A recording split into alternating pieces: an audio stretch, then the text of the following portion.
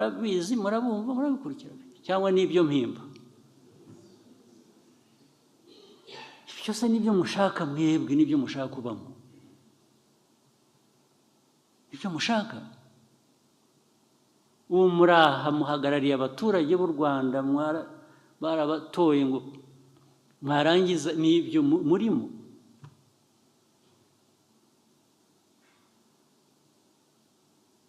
niba mushaka kuba abapasiteri muve mu budepite mugende mu abapasiteri ariko nabwo mbere y'uko muba abapasiteri cyangwa muba amazina yabo sinyazi neza ibyo bindi mujyamo mujya gushuka abantu mukabahanurira wabanje ukihanurira se urajya guhanurira abandi bantu ngo babwire ngo bazaba batya wowe wabanje ukamenya ibyo uzaba wowe uri icyo ntazi urajya gushuka abantu ngo biragenda bikajya no muri politiki ni nko kuyobya abantu bakajya mu bwonko bwawe bakaguhindura uko ugomba gutekereza uko ugomba gukora buri kintu ibyinshi bizanaturuka no hanze byo kuza kuvuga abanyarwanda ukuntu bagenda n'ibintu bakora mureke tubazanemo urujijo bakaza bigize ibitangaza namwe mugakurikira ntawe utekereza ntawe ubaza ntawe ugira ati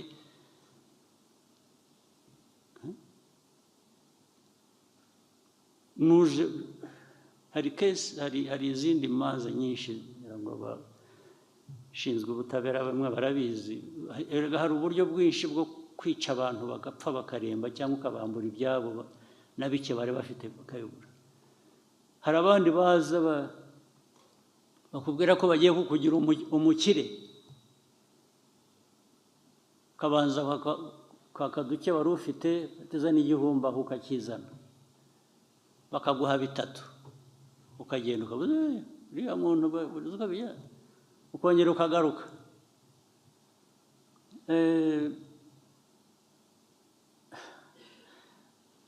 watanze igihumbi wavanyemo bitatu bikajya kurangira bakuvanyemo 20 ibyo nabyo ntimubizi ntibibabamo hano hari utabizi ibyo rero byavuye naho bijya no mu madini bijya no mu nsengero bijya nabyo biba bityo ubu abanyarwanda mwararindagiye mufite icyo kibazo ariko ubundi izo nsengero cyangwa ayo madini n'abayayobora n'iki ubundi ntibifite uko bigomba kujyaho niba ari ibintu hari amategeko abigenga niba byujuje ibyangombwa ibyo birumvikana mwebwe nk'abadepite muzashyireho n'uburyo bw'ibyo byangombwa n'ibiki maze rero baragiye ukuntu babarindagiza umuntu waje akora ikibi ariko yitwikiriye Imana bari kuvuga ngo ariko se umuntu uvuga ibintu by'Imana ndamuvugaho Imana ntinyumva nabi ariko uyu muntu uko ari nkawe nawe uko ari umuntu nkawe wagiye ahubwo we wagiye kumwemerera guhinduka Imana gute ni umuntu nkawe ntabwo ari Imana ibyo avuga n'ibyo akora uba ukwiriye kugira icyo bibazaho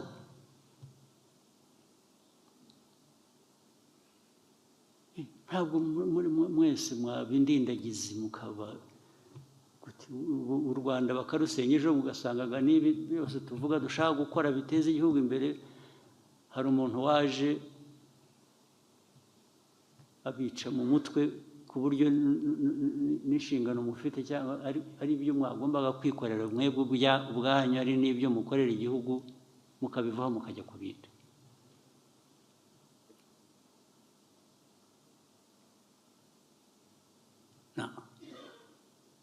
icyambere ibyo byose mvuga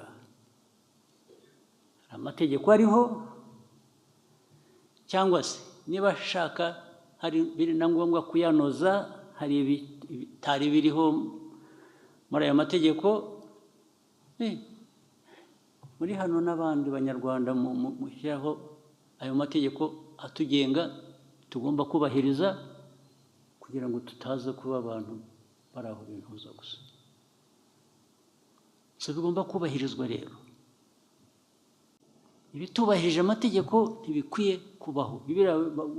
Nabwo nabonye ku media bavuga ngo ibi bintu ariko banza perezida atabizi, ibintu byo gufunga insengero ni icyaha. Ndabizi.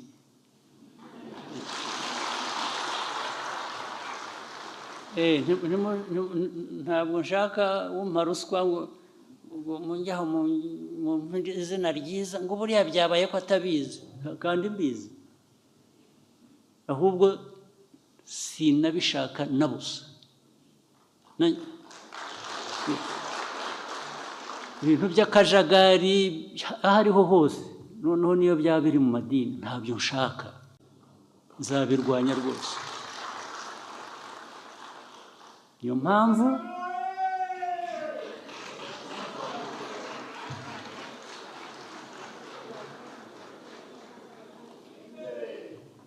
Niyo mpamvu mwebwe nk'abadepite n'abandi mufatanyije n'izindi nzego, hajyeho uburyo buyobora abantu mu nzira yumvikana, budafite uwo buhutaza. Iyo mvuga budafite uwo buhutaza, ntabwo mvuga muri abo ngabo babirimo bakora ibyo. Abo bakwiye guhutara.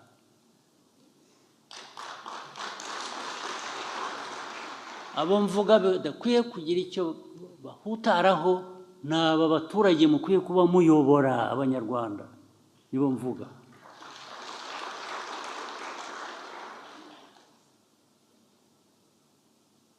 Abanyarwanda mubeshya mukabajijisha, mukabatwara aho badakwiye kuba bajya, mukabambura na bike batunze, mwebwe mukabigira ibyanyu. Bigomba guhagarara byanze bikunze.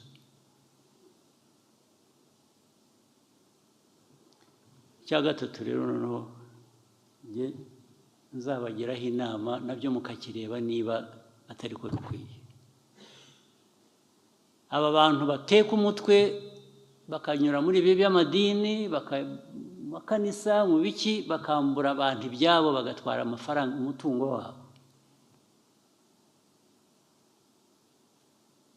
Biraza gutuma dushyiraho umusoro.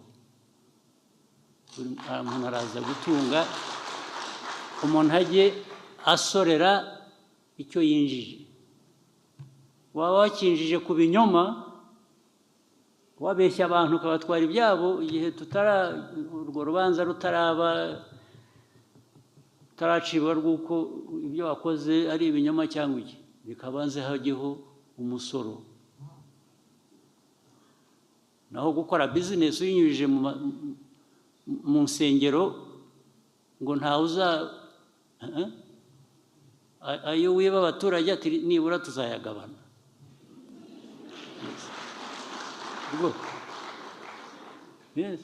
Ajye muri leta, ajye gufasha abo tuzasanga baragiriwe nabi.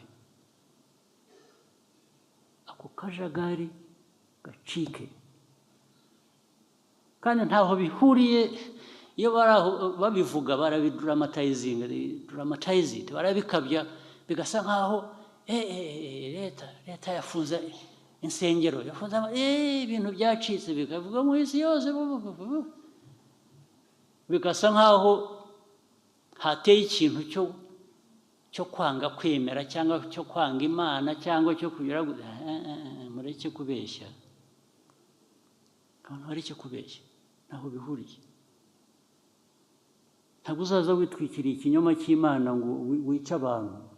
Abo bantu wica nabi Imana, uburenganzira se urabuvana hehe?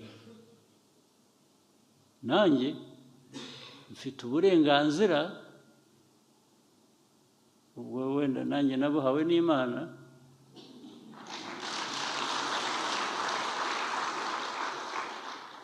bwo kurengera abayo.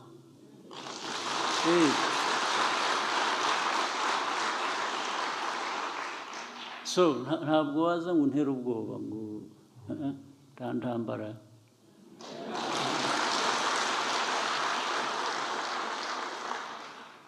Rwose bigomba guhagarara, ndabibabwira, kandi bihagarare bitaragera kure cyangwa bitere n'ibindi bibazo bitoroshye. Bihagarare. So abari bazi ko ntabizi, ndababwira ngo ndabizi cyane rwose, kandi musubiremo, bikwiye guhagarara, bikagira uburyo binyuramo, kigiye kubakwa, kigiye kubaho, hanyuma no mu nzego za leta, abazikorera, abazirimo, abafite uko bemera, ibyo bakurikiza babikurikize mu buryo bw'amategeko, batandukanye ibintu, batandukanye kuba minisitiri ukaba n'umupasitori at the same time. Aho ngaho turahitamo kimwe. Ntabwo ari icyaha, ushobora kubiba byombi, ushobora kuba ibintu byose, ariko kugira ngo tutangiza akazi dushinzwe gukorera abanyarwanda, bigomba kugira uko bitandukana.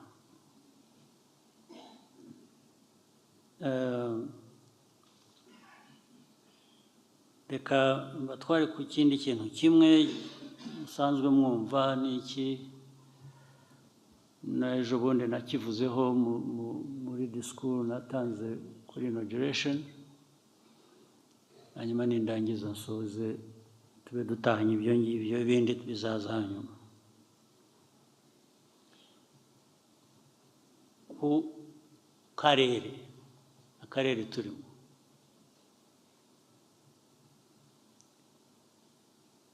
izi ntambara ziri mu karere, mu Eastern Congo, ibindi biri aho bijya bigira bityo bisukuma, biri no mu ahandi dufitanye imbibi, amateka yabyo ubundi murayazi, ariko iteka ahora avugwa ukundi, bihora biza bityo, abantu bakaza bavuga ngo barashaka ibisubizo, barangiza bakaba nabo ahubwo bagatera ibindi bibazo, kubera ko barashaka no gukemura ikibazo uburyo babishaka bibabereye. Ntabwo bashaka gukemura ikibazo ku buryo bakirandura mu mizi ngo bakemure, bahe ubutabera abari muri icyo kibazo, cyangwa se babaze utera ibyo bibazo ngo abisubize. Icyo mvuga ni iki: imyaka ibaye ingahe hari izi nterahamwe FDLR, utazizi ninde hano, cyangwa uwo zitahekuye ninde hano? Ninde zitahekuye uri hano muri inteko cyangwa muri ko twicaye hano? Ariko icyo kibazo kimaze imyaka 30. Kuba kimaze imyaka 30 bivuze iki rero? Bivuze ko abantu batubeshya, baratubeshya ngo barashaka gukemura ikibazo, ariko inyuma yaho bashaka kugira ngo ahubwo gihore kiriho, kibafashe gukemura cyangwa se kugera ku zindi nyungu zabo bashyira imbere. Ariko twe uko tunababwira, gushyira inyungu zawe imbere,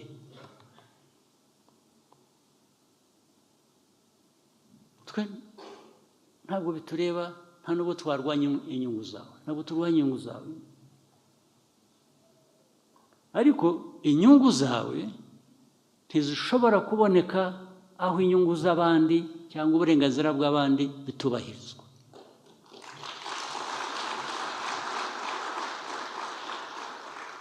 Nta naho bigonganira, ntabwo bigongana kugira ngo ukore ikintu kizima kandi wubahirize ubone n'inyungu zawe washakaga, bigonganira hehe? Icyo ni kimwe, icyo turakivuze, ikintu cy'interahamwe barangiza bagahimba interahamwe zari zaratashye, hanyuma u Rwanda ruzigarura muri Eastern Congo kugira ngo bakore exploitation, babone uko batwara ubukungu bwa Congo. Ariko ubukungu bwa Congo njye ntwara, wowe kuki utabukoresha we nyirabwo? Ko mbona abantu bawe bakennye nk'abanjye hano cyangwa bari no hanyuma, kuki utabikora kwanza? Ariko cyo kubeshya ngo interahamwe zaratashye, kuko erega nyinshi zaratashye, kuko ziri na hano, bazaze ahubwo tuzibereke izatashye nyinshi imyaka miremire. Kandi na UN arabizi, bamwe nibo babacyuraga, babazana n'abahoze mu ngabo za kera zafashije abajenosideri bakamara abantu. Icya kabiri, bagera bikanahimba akavuga ngo ariko urabizi mu Rwanda nta nubwo tuzi abapfuye n'abishe, ntabwo baza. Hari ahantu usanga imvugo ari ukuvuga ngo mwitonde ibintu bya genocide, ababikorewe hari n'abandi bapfuye. Rwose hari ubwo, ariko iyo bikorwa n'abantu bafite imbaraga urabihorera ugakora ibyo ushoboye. Icyo ni ikindi. Ikindi kikaba ngo ni bakeya, abicanyi bake bababaye, cyangwa bibavanaho icyaha gute? Abicanyi bake, ariko ababivuga ubwabo muzi ibintu by'iterabwoba, terrorists kujya guterera ahantu hejuru, se bagomba kuba bangahe? Isi irwana n'abantu batanu bageze batya batanu bakoze igikorwa cy'iterabwoba. Ibyo kuri bo nibyo biremereye kurusha abantu bishe abantu miliyoni y'abantu hano, bari aho bari hariya, bafite intwaro, bahabwa intwaro na training n'ibindi byose na leta ya Congo. Kuri ibyo niyo dukwiriye kubigendamo buhoro, tugaceceka. Hejuru y'ibyo dufite abantu bari persecuted bava muri Congo, mu Eastern Congo, hano mu Rwanda 130,000, 130,000. N'abandi barazaga buri cyumweru, barambuka bakaza. Ikibazo cya mbere cyari ukubanza kubaza ngo ariko aba bantu ni bantu ki? Ni Abanyarwanda bari baragiye muri Congo, Congo ikabarambirwa ikabirukana, bakwiye bataha iwabo. Ni Abanyekongo ariko badashakwa muri Congo kubera politike mbi. Muri ibyo byose bigomba gukemuka. Ni iki? Ariko ikibazo cyakemutse ni uko aba bantu ari Abanyekongo. Ntawuza dushyiraho igitugu ngo tuvuge ngo Congo ntibashaka kubera ko ufitanye amasano n'Abanyarwanda n'Abatutsi, nibasange bene wabo hakurya mu Rwanda batuvira. ufite uburenganzira ki wowe bwo gukora ibi ngibi uwo ari we wese n'ibihugu bikomeye nabyo bihagarariwe hano kubabaza bafite uburenganzira ki bwo gukora ibintu bimeze gutyo bafite uburenganzira ki bwo kuvuga ngo aba bantu nibagume hano ikindi kiriho rero ni iki bari hano 130 n'amahanga arazi ngo aba bantu ni abanyekongo icyo basigaye bakora urakizi baraza bagatwara abantu 10 mu 130 bakabatwara iwabo kujya kubatuza ubwo ugiye kubara bizamara imyaka ingahe utwara 10 mu 130 10 ubwo ni benshi batwara 2 5 ejo 10 nibo benshi ntabwo barabirenze 10 ikibazo uracyemera urakibona ko ari abantu bakwiriye kuba batuzwa ubundi bakwiye gutuzwa iwabo ntabwo ari ugutuzwa ahandi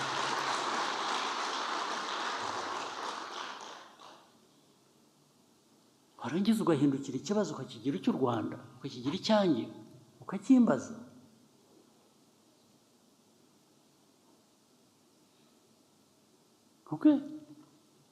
uyobora igihugu abayobozi ba Kongo bakavuga ku mugaragaro ko ntibazigera na rimwe bavugana n'abo ngabo bafite icyo kibazo muri Kongo bavanwamo bicwa bafungwa bagira bate abayobozi b'igihugu akaba ariko bavuga kandi bakumva ko bafitiye uburenganzira ndetse rimwe na rimwe abantu ukabona barasa nkaho babiteze amatwi ndetse haba hariho uburyo bwo kugira ngo bikemure bagatangira u Rwanda murebe neza musigaye mwumvikana nabi wowe ufite ikibazo uranyumva nabi yewe bintera ubwoba wapi kabisa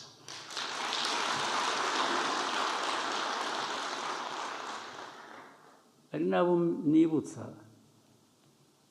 nibyo navugiraga hariya kuri stade ubwo bakambwira ngo vugana n'aba bantu barwanira ukavuga ngo urebe ngo bashyire intwaro hasi ngo tubashyira ahantu hanyuma ibyo tuzakora tuzabitekereza ariko ibyo simbizi wenda bazabyemera ubundi uko mugenza abantu banyu nta nubwo mukwiriye kuba mubimbaza ariko iyo ufashe abantu nabi ukabambura uburenganzira bwabo bifite ingaruka ndetse nkabongereraho nariko jewe mubwira muzi aho naturutse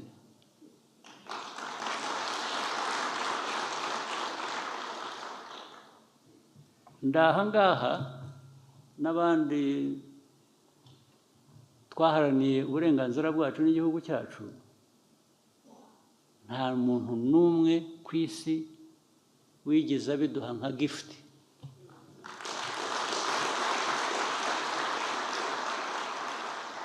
nta muntu wigeze aduha iyo favor wenda abandi hari abadashoboye kurwanira ibyabo batinya no gupfa ariko twebwe tudatinya gupfa uzatwizanaho uzatugwaho rwose nta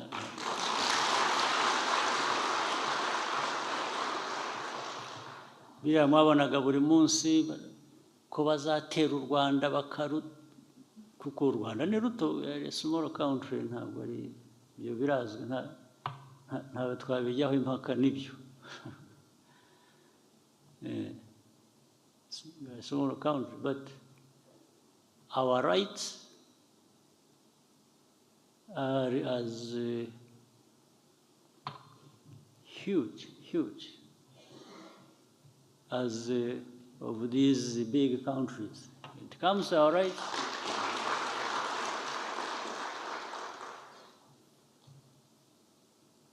So, ari nubwo rero mbabaza ariko ibibazo aho bihereye tubiganira tubivuga murasaba iki u Rwanda rugire rute? What do you want us to do to solve this problem? What do you want as a contribution? Mubwire M23 igira itya. Why do you want me to get involved at all with M23?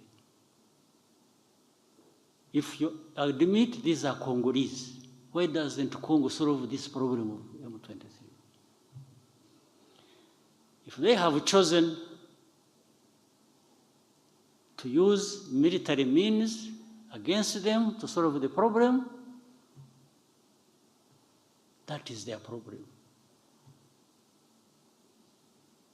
It's not my problem.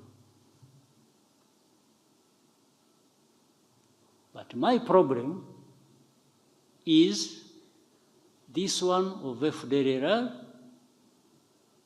that the government has armed, that the government uses in the fight against the so-called M23, but these are Congolese. And even these other friends they bring who support them in one way or another, the talk is about working with the Congolese army, the FDLR, and defeat M23 and take the war to Rwanda. Well, I can't stop them thinking the way they think, but my job is to make sure it doesn't materialize at all.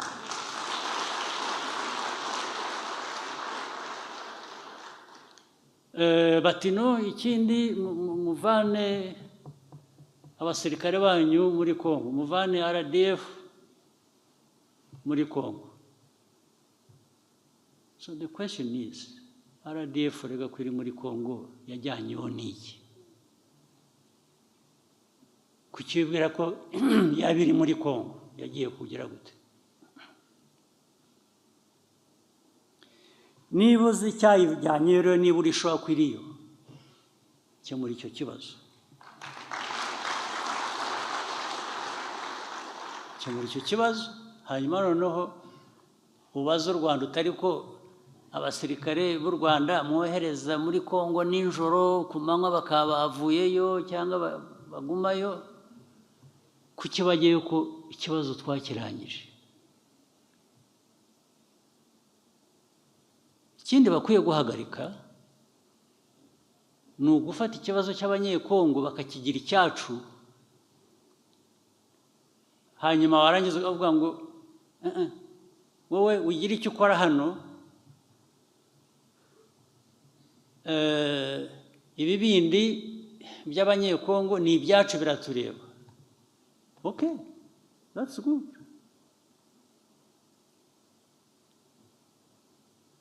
If you admit that these are Congolese, then don't use their existence in Eastern Congo against me by saying I'm supporting them.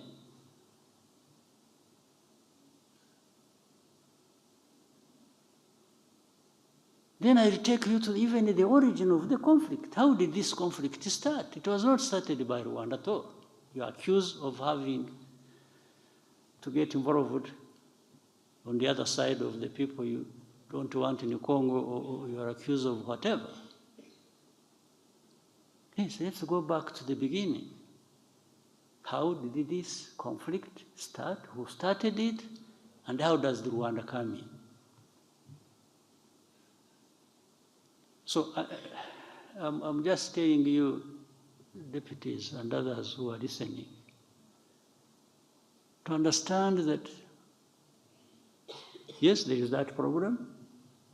It weighs heavily on us because for us it is a serious matter, security, long-term issue we have to address. We want good neighborliness. But what the problem is,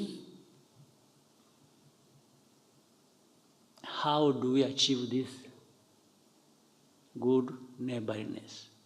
It doesn't come at my expense and not the other person's expense as well. It is a give and take issue. We work together, we address your problem, but also address my problem. The rest is just going to be going back and forth, and maybe, but I have tried to cut a long story short because so many things have been discussed, agreed, documents signed, but the next day, the one who signed what they even proposed comes and says, no, I have changed my mind, I want the other thing. And then there are people who listen to all that and they think, yeah, but I assure you,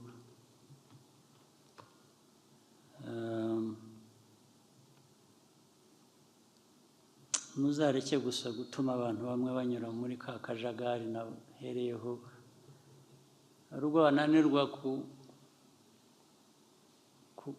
kugeza aho bagushakaga mu buryo bundi nk'ubwo navugaga bugaragara, bakanyura mu bindi bijijisha bigenda bikabajya mu mitwe bikabagira